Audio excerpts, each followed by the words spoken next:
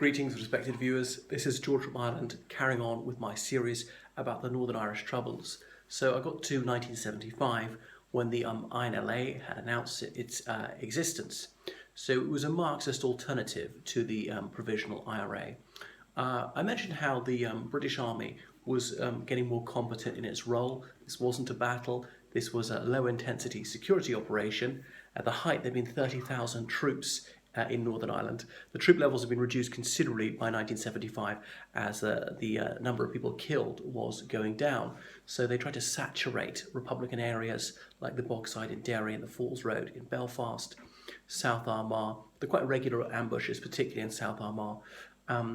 The army knew what they're doing a bit more. The RUC had a very good idea who was in the IRA. The players, they called them, the very active IRA men, were normally hiding out in the Republic of Ireland. So the IRA had a battalion system. Despite the word battalion, there were not 500 men and women in a battalion, far, far fewer than that, but they still used the word, had ranks like brigadier.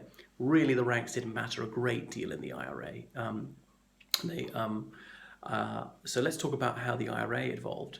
In the early 70s, they'd had a very haphazard approach to things, and they would just steal a car and drive out and see if they could find any members of the security forces to shoot.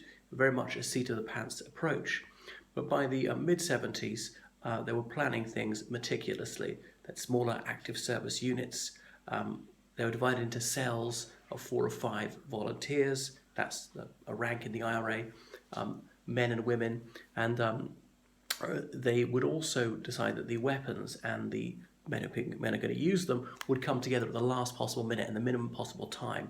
The IRA are obviously going around in civilian clothes. So one person would be bringing the weapons to the ASU who'd use them to kill somebody, give the weapons to someone else who'd take them away and hide them. So the ASU, unless they were actually caught in the act, couldn't be found guilty. The idea being that until that moment, they didn't have a weapon on them, and right after they killed whoever it was, they didn't have a weapon on them. And they could just disappear, and the security forces don't know who to chase. Those who did the shooting, those who now got the weapon, stealing cars, burning out cars, just in case there was any fingerprints left in them, things like that. So the British Army sent people undercover deep into the Republic of Ireland, sometimes wearing ghillie suits on reconnaissance missions, observing the IRA. So the top brass was always asking London, can we have permission for hot pursuit into the Republic of Ireland to kill IRA men, particularly we see them with arms in the Republic of Ireland, but this was refused. It would be against international law. It would also aggravate the Irish Republic. So the Irish government was cooperating with the UK to a limited extent. There's only so much that the south of Ireland could do because it would alienate public opinion too much.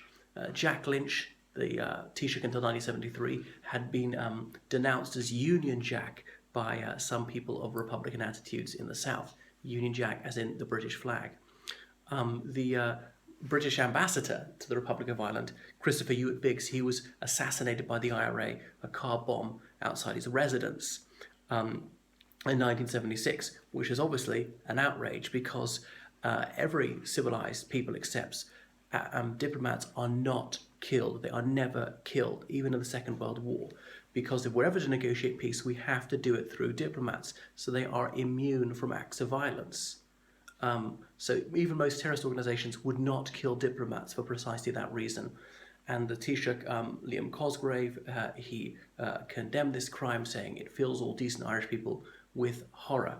Anyway, so back to the UK's clandestine war. Well, Robert Nairac was perhaps the prime exponent of this. He was in the Coldstream Guards, an officer. He went to Ampleforth, a Catholic school. He was a Catholic himself at Oxford University, where he read history, and he was very well versed in Irish history. And so he put on civilian clothes and he went undercover in South Armagh, which was the real bastion of IRA support. So he developed an Ulster accent, and he could sing rebel ballads, going to pubs and so on, passing himself off as a local. However, he didn't quite manage the accent. He tried to explain it away by saying he'd spent several years in Canada, and his name was Danny McAlevey. But Northern Ireland's not a big place. Like, where were you born, and who were your relatives, and where did you go to school, and which year? His story didn't quite check out. So this false pedigree got people suspicious.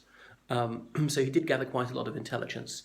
But sometimes when he was briefing the RUC and soldiers. He adopted the guise of an RUC special branch officer and would speak in the accent for days at a time. However, some people thought that he was so close to understanding the mindset of his enemy. Was he actually a double agent? But there's a memoir by another undercover soldier who said, no, that's not true. Nairac had done the IRA too much damage. He can't have to be a double agent. Nairac also wrote a guide on how soldiers could make things work, that they've got to be more polite and considerate towards the population, and not deny that the security forces had sometimes done wrong, and not deny that there were political grievances to be addressed, and so forth. But anyway, one time in 1977, he wandered into a pub at the Drum and Tea, which is very close to the border, and people realised who he was. So he was abducted, tortured, and shot dead. The IRA even had a man pose as a priest to take his confession, thinking they could possibly extract some intelligence out of him. His body has never been recovered. So there's a book about him, Death of a Hero. The Army also recruited a former British Army chaplain who'd been kicked out of the church, disgraced for having an extramarital affair, to go and live in Dundalk. And he set up an agricultural equipment shop, and he was there to gather intelligence. Surprised that didn't arouse the suspicion of Republican sympathisers. Dundalk is just inside the Republic of Ireland, near the coast. So people used to call it El Paso. It was a jumping off point for the IRA. Some IRA men like Martin Meehan would be there boasting in the pubs of how they pasted the British Army in shootouts.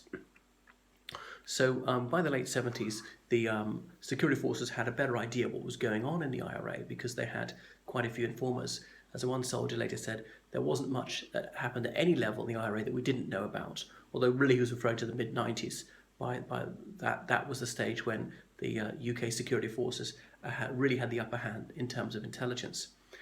In 1973, a new chief constable of the RUC was appointed, Sir Jamie Flanagan. He was the first Catholic to be chief constable of the RUC.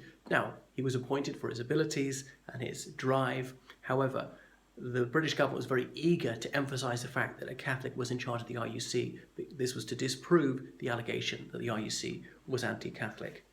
And looking back to before the Troubles, relations between the Guards and the RUC had been very good. Sir Graham Shillington, who was later chief constable of the RUC, he recalled the early 60s when he was in a border town, and he had one police car. The Guards over the border didn't have any, so he quite often lent them his vehicle, and relations were cordial.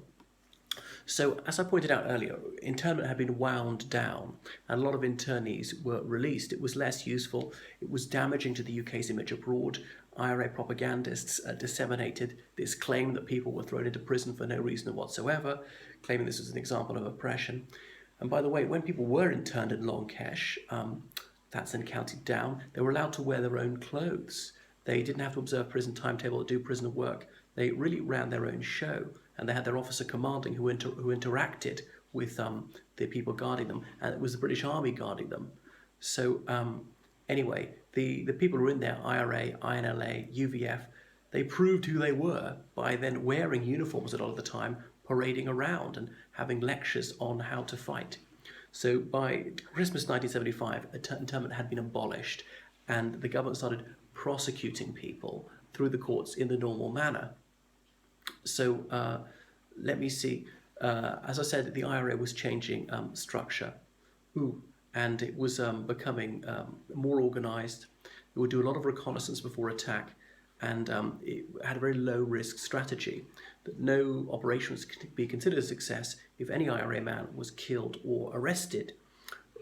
So I spoke to a man who'd been in the Welsh Guards in 1980, serving in South Armagh, and he said that the IRA could have inflicted a lot more damage if they'd been willing to take higher risks. But if there's any significant chance that they wouldn't get away unscathed, they were not going to do it. So the IRA were obviously into secrecy, people not being told about things until they really needed to. A quartermaster would be hiding weapons, often hiding weapons in the Republic of Ireland. So IRA knows little about things as possible. So if they were arrested, even if they cracked under interrogation, there was nothing they could tell the security forces of use. Let me see. So obviously IRA units in England setting off bombs there. There'd been some hibernophobic sentiment in England prior to this. Obviously, it was exacerbated by this because people in England felt that we can't trust this Irish person. He or she may be an IRA supporter, may be planting a bomb on us. So it was somewhat difficult for the Irish community in Great Britain. That said, not a single Irish person in Great Britain was killed because of this, and anti-Irish feeling never went beyond words. The government considered introducing ID cards for everyone, but chose not to. They assumed this would be met by mass defiance by nationalists in Northern Ireland, and it would just be counterproductive. So I'll leave it there.